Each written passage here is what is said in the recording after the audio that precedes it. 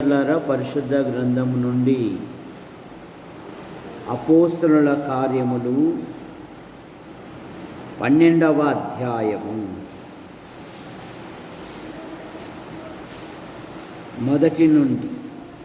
దాదాపు అదే కాలమందు రాజైన హేరోదు సంఘపు వారిలో కొందరిని బాధ పెట్టుటకును బలత్కారముగా పట్టుకొని యోహాను సహోదరుడైన యాకోబును ఖడ్గముతో చంపించెను. ఇది యూదులకు ఇష్టమైన కార్యమని తెలుసుకొని పేతురును కూడా పట్టుకొనెను. ఆ దినములు పులియని రొట్టెల పండుగ దినములు. అతన్ని పట్టుకొని చెరసాలలో వేయించి పస్కా పండగ అయిన పిమ్మట ప్రజల యొద్దకు అతని తేవలను ఉద్దేశించి అతని కావలి ఉండుటకు 4 చతుష్టయముల సైనికులకు అప్పగించి పేతురు చెరసాల్లో ఉంచబడెను. సంఘమైతే అతని కొరకు అత్యాసక్తితో ప్రార్థన చేయిచూ ఉండెను. 13వ వచనం 12వ వచనం. ఇట్లా ఆలోచించుకొని అతడు మార్కు అను పేరు గల యోహాను తల్లి అయిన మరియ ఇంటికి వచ్చాడు. అక్కడ అనేకులు కూడి ప్రార్థన చేయిచూ ఉండేది. అతడు తలవాకిట తలుపు తట్టుచూ ఉండగా రోదే అనే ఒక చిన్నది ఆలకించుటకు వచ్చి ప్రార్థన చేసుకో. ప్రేమించిన మా తండ్రి, మీ నామాను బట్టి మీకు స్తోత్రములు చెల్లిస్తున్నా. రాకడ దినాలు, అంత్య దినాలు, అపాయకరమైన దినాలలో ఈ సంవత్సరంలో 3 నెలలు మీరు కాపాడి 4వ నెల బహుమానంగా ఇచ్చి యాడికి క్రైస్తవ కూడిక గృహం సంఘ కార్యక్రమాలలో విజ్ఞాపన కూడిక మనము సంపూర్ణ భక్తియు మాన్యతయు కలిగి నెమ్మదిగాను సుఖముగాను బ్రతుకు నిమిత్తము అన్నిటికంటే ముఖ్యముగా ప్రధానుల కొరకును అధికారుల కొరకును నాయకుల కొరకును ప్రార్థనలు, యాచనలు, కృతజ్ఞతాస్తుతులు, విజ్ఞాపనలు చేయబద్ధులమై ఉన్నాం. ఇది మంచిదియు మన రక్షకుడగు దేవుని దృష్టికి అనుకూలమునై ఉన్నది. యేసు ప్రభువా, పాటల ద్వారా మహిమ పొందిన విధానాన్ని బట్టి మీకు స్తోత్రము. యంత్ర శబ్దం ద్వారా ఎందరైతే వింటున్నారో ఆకర్షించండి. మీ పక్షాన్ని నిలబడిన వాడు బలహీనుడు మరుగుపరచండి. నాతోనూ మాతోనూ యంత్ర శబ్దం ద్వారా ఎందరైతే వింటున్నారో ఆకర్షించమని. ఈ 4వ మాసములో నూతన స్థలాలు, ప్రదేశాలు, ప్రాంతాలలో మీ కుమారుని ప్రకటించినట్లుగా మీకు కొన్ని దయచేయండి. ఎండలు అధికముగా ఉన్నాయి. పగలు ఎండ దెబ్బైనను రాత్రులు వెన్నెల దెబ్బైన నీకు తగలదు అన్నారు. ప్రతి వారిని దీవించమని యేసు ప్రభు నామములో ప్రార్థిస్తున్నాం తండ్రి, ఆమేన్. ఈ అపోస్తలుల కార్యములు చదువుట వలన దీని అపోస్తలుల కార్యములు అంటారు, పరిశుద్ధాత్ముని చర్యలు కూడా అంటారు. ఈ అపోస్తలుల కార్యములు చదువుట వలన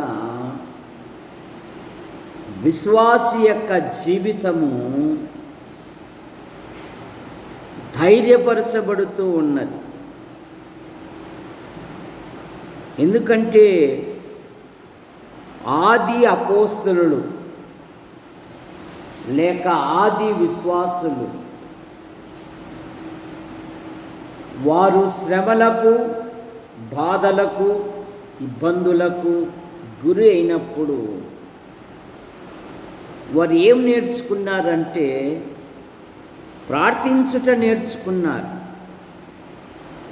సంఘం ఏర్పడినప్పుడు వీరు అపోస్తలుల బోధయందును సహవాసమందును రొట్టె విరుచుటయందును ప్రార్థన చేయుటయందును ఎడతెగక ఉండిరి. ఆధ్యాత్మికంగా ఎదగాలి అంటే నీ ఆధ్యాత్మిక జీవితంలో పక్షి ఎగరాలంటే 2 రెక్కలు అవసరం. విశ్వాసిగా ఆధ్యాత్మికంగా ఎదగాలంటే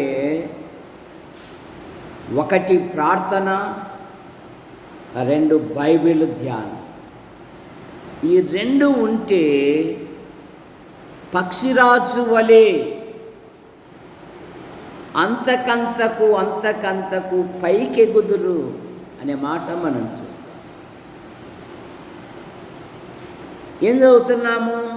దాదాపు అదే కాలమందు. బైబిలు కల్పన కథలతో రాయబడినది కాదు, పరిశుద్ధాత్ముని చేత రాయబడినది. దేవుని మూలముగా పలికారు ప్రవక్తలు. అందులో రాజులున్నారు, గాయకులున్నారు, చక్రవర్తులున్నారు, ఉన్నతమైన అధికారులు ఉన్నారు, విద్య లేని పామరులు కూడా ఉన్నారు. అదే కాలమందు సంఘపు వారిలో కొందరిని బాధ పెట్టుటకును బలత్కారముగా పట్టుకొని ప్రపంచ చరిత్రలో దేవుని సువార్తను ఏ విధము చేతనైనను తుడిపివేయాలి అని సామాన్యులు కాదు, రాజులు, చక్రవర్తులు, అధికారము కలిగిన వారు ఎన్నో ప్రయత్నాలు చేశారు. సువార్తను ఆపలేము కానీ వీరందరూ సువార్తను ఆటంకపరచవచ్చు, కానీ సువార్తను ఆపే శక్తి భూమి మీద ఏ మానవునికి లేదు.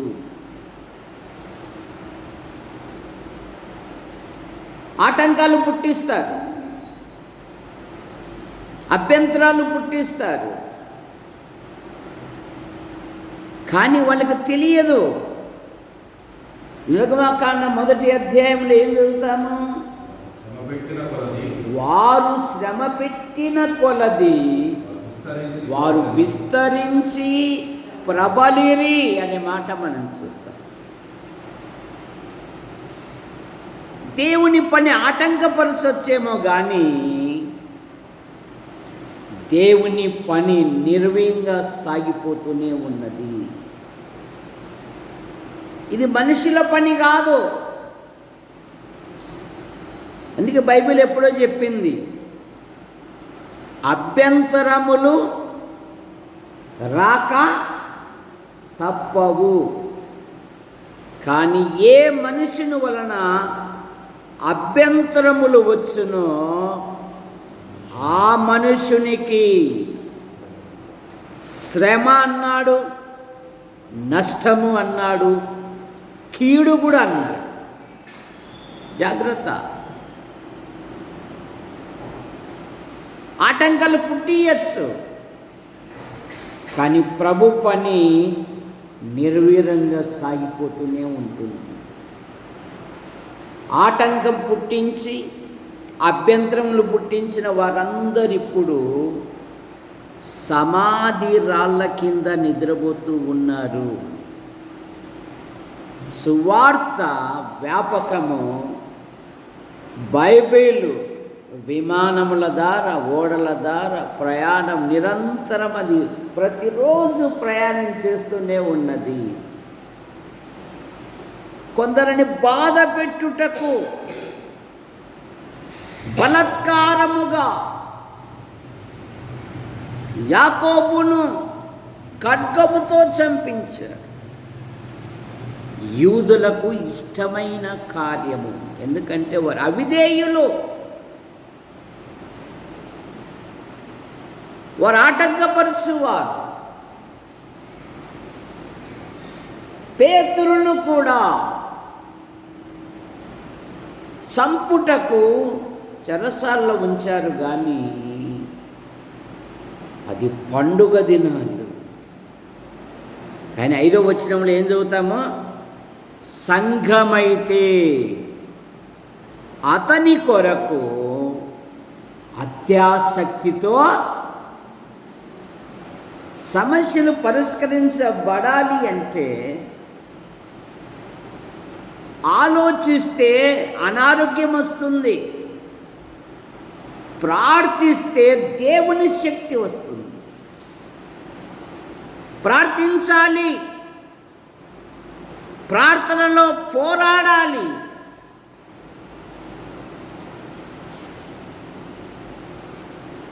మనకు అనేకమైన వాగ్దానాలు ఉన్నాయి బైబిల్లో. 91వ కీర్తన 15వ వచనములో, అతడు నాకు మొరపెట్టగా నేను అతన్ని విడిపించెదను, అతడు నా నామం ఎరిగినవాడు గనుక నేను అతని గొప్ప చేసేదను. అతడు నాకు మొరపెట్టగా. సంఘము ప్రార్థిస్తూ ఉన్నారు. ఈ మార్కు ఎవరంటే, మార్కు సువార్త రాసినవా, మార్కు తల్లి, జాన్ మార్కు తల్లి. ఈమె జీవితంలో విశేషమైన సుగుణాలు ఉన్నాయి. పస్కా పండుగ ఆచరించుటకు యేసు ప్రభు వారికి ఆమె తన ఇల్లు ఇచ్చింది, గొప్ప మేడగది ఇచ్చింది, ప్రభును వెంబడించింది. ప్రభు అయిన యేసుక్రీస్తు వారు పరలోకమునకు వెళ్ళినాక ఆది అపోస్తలుల మేడగది ప్రార్థనలో ఈమె కూడా ఉంది. సహోదరులు కొందరు స్త్రీలు కూడా ఉన్నారు.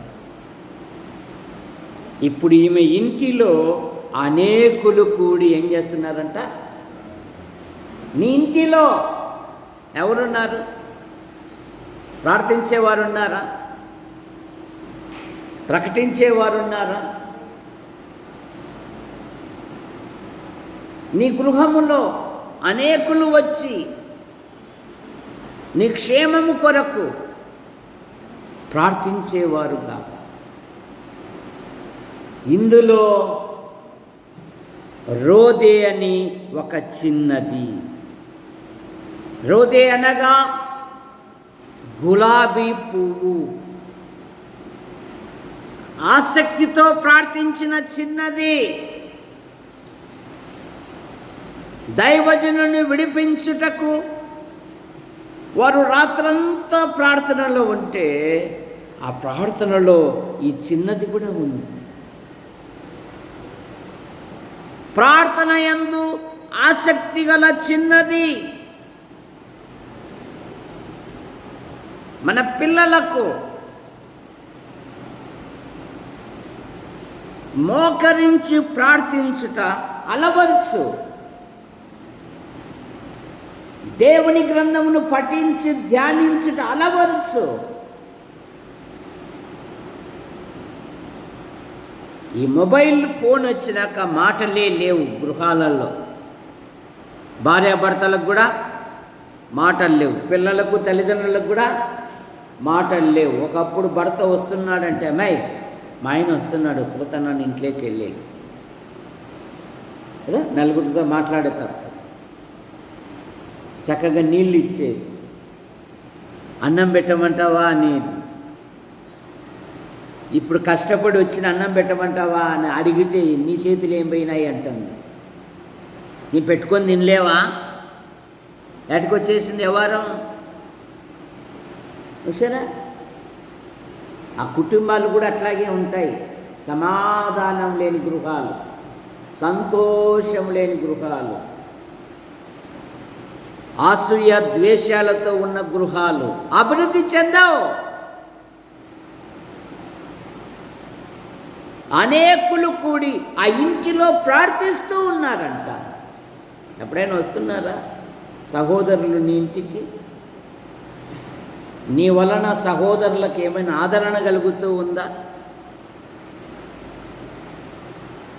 దేవుని పనిలో ప్రయాసపడు వారిని ప్రోత్సహిస్తున్నావా? మరి క్షేమం కొరకు ఎప్పుడైనా ప్రార్థించావా ఉపవాసం ఉండి? ఇదిగో వీరైతే దైవజనుని విడుదల పొందుటకు వారు ప్రార్థిస్తూ ఉన్నారు. రెండవ మాట, ఆలకించిన చిన్నది. పేతురు స్వరమును గుర్తుపట్టిన చిన్నది. పాత నిబంధనలో మరో చిన్నది ఉంది. ఆ చిన్నది ఏం చేసిందమ్మా? రొట్టెలు కాల్చింది కదా బిషప్ పెద్ద కుమార్తె. ఏం చేసింది చెప్పు? ఏం చేసింది?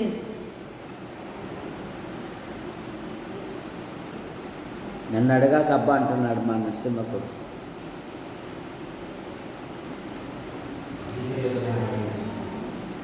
మహాసైన్యాధిపతిని దేవుని యొద్దకు నడిపించిన ఈమె కూడా అంకులు వచ్చాడు, పేతురు అంకులు వచ్చాడు. దైవజనుని గుర్తుపట్టిన చిన్నది.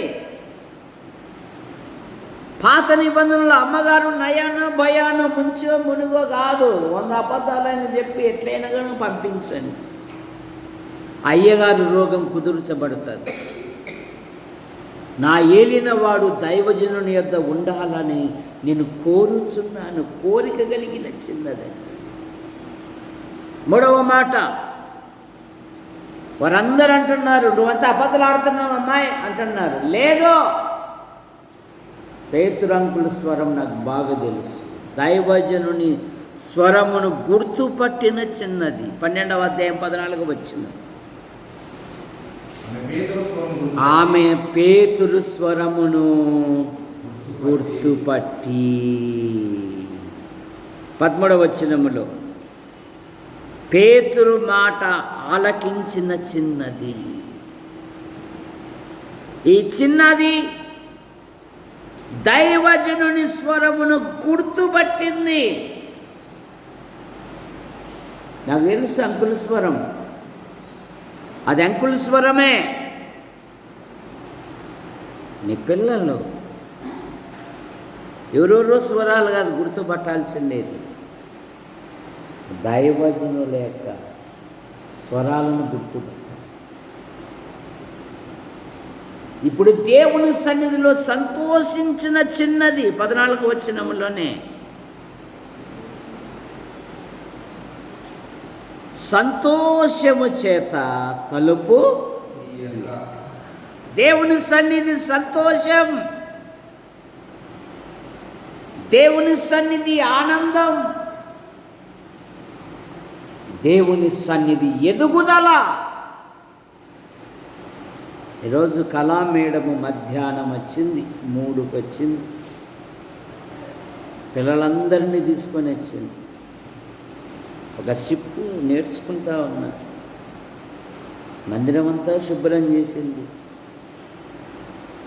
ఇప్పుడు ఇంటికి పోయి అన్నం వండాల, లేదా అన్నం వండి వచ్చిందో తెలియదు. ముందే ఆయన రత్నకుమార్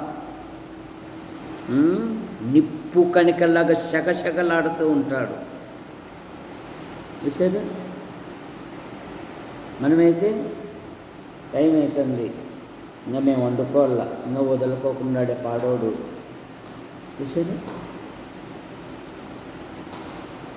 కారణమేమి? దేవుని సన్నిధి నీకు ఆరోగ్యాన్ని ఇస్తుంది తెలుసా? ఇంట్లో ఉంటే వాళ్ళ గురించి వీళ్ళ గురించి ఏదేదో అన్ని గురించి తలకాయ ఇంత చెడగొట్టుకుంటావు. బాలుడకు సమూయేలు ఇంకనూ ఎదుగుచ్చు, యెహోవా సన్నిధిలో ఉండి ఎదుగుచూ ఉండెను. దేవుని సన్నిధి. యెహోవా యొక్క ఒక వరం అడుగుచున్నాను, దాన్ని వెతుకుచున్నాను, నా జీవిత కాలమంతా నేను యెహోవా సన్నిధిలో నివసింపగోరేదని. ఆ యొక్క విలువ తెలిసిన వాళ్లకు ఇక ఒకరి రాని చెప్పాల్సిన పనిలే, పరిగెత్తుకుంటూ వస్తారు. చూసారా? ఏమి ఇంకా రాలేదే అని ఫోన్ కూడా చేయాల్సిన పనిలే.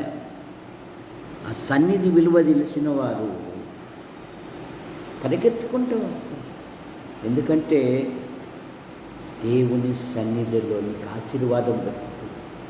118 కీర్తన 26వ వచనములో యెహోవా సన్నిధిలో నుండి మేము మిమ్మును దీవించుచున్నాము. యెహోవా పేరట వచ్చువాడు ఆశీర్వదించబడును. ఎలియాజరుతో లాబాన్ అంటున్నాడు, యెహోవా వలన ఆశీర్వదించబడిన వాడా లోపలికి రమ్ము.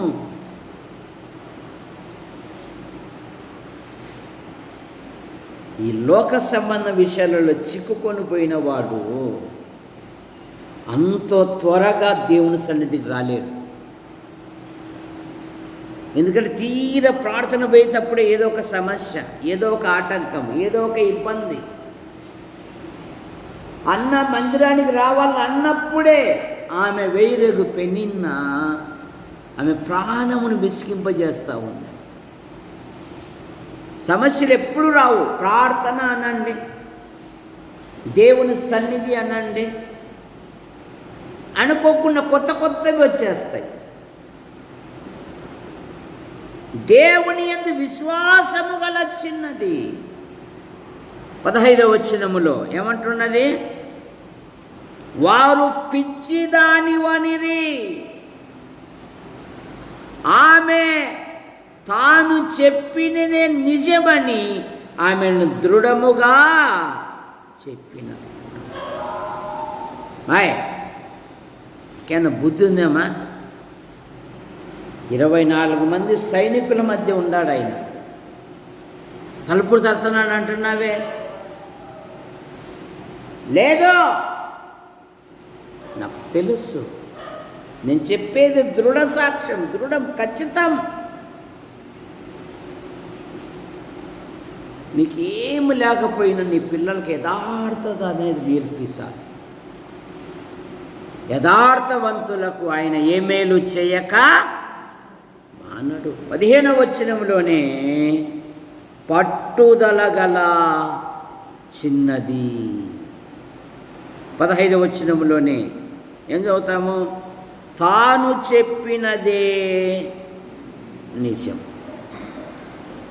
నిజమే. మన పిల్లలకు దైవక్రమము నేర్పి